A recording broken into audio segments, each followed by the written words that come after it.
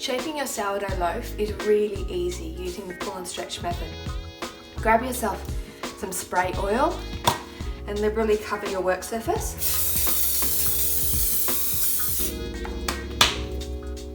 Then tip your dough out onto it. I have a dough scraper, but you can use a spatula. Be fairly gentle. You want to keep as much air in that dough as possible.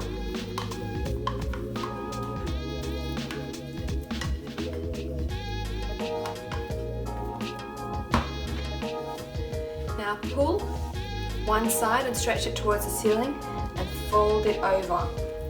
Work your way around the edges. And you keep doing this until your dough becomes tight.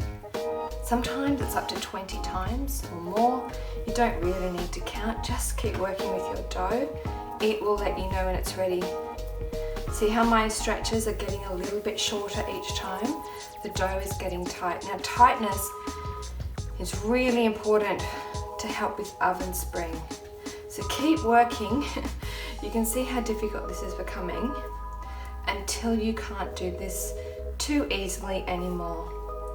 Now I'm not too fussy about the shape of my loaf, whether it's long or round, but if you want to make a rectangle loaf, just gently fold it over to finish, turn it over, and you have a rectangle loaf. If you want a ball or round loaf, you can tuck your hands under and give it some shape.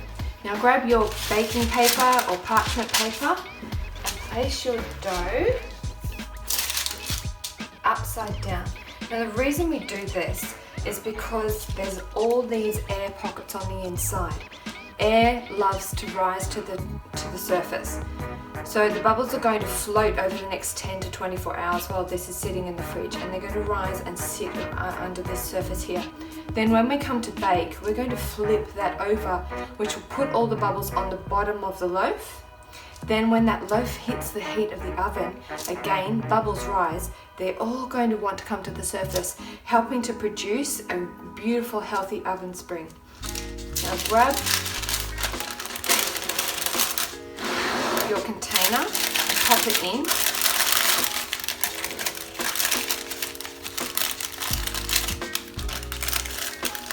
Smooth out the edges of the paper if you need to. It can create some dents in the edges of the loaf.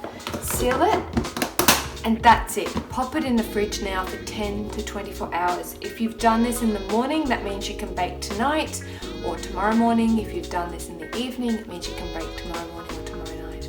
Now the reason I put it in the fridge, you can leave it to proof at room temperature if you have a little bit more experience with rising a sourdough loaf in the second proof.